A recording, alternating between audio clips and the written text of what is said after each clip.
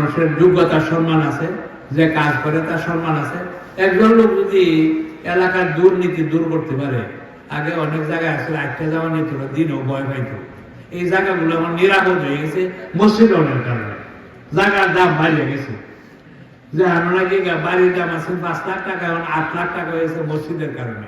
কারণ মুসলমান সবাই চায় মসজিদের কাছে বাড়ি কিনে নেবে, কি কম চায় না, ওই এলাকা আমার নিরাপদ। এখন সরকারি ভাবে পয়সা দেয়, তো তোমার উসিলায় এলাকার দুর্নীতি দূর হয়েছে, তো তোমার আমরা অনেক পুরস্কার দিতেছি, তুমি এই কামটা আরো বেশি করে করো। বুঝছেন না? তো এরকম আলহামদুলিল্লাহ ওই দেশে মানুষের যোগ্যতার সম্মান আছে, যে কাজ করতে পারে তারা সম্মান দেয়।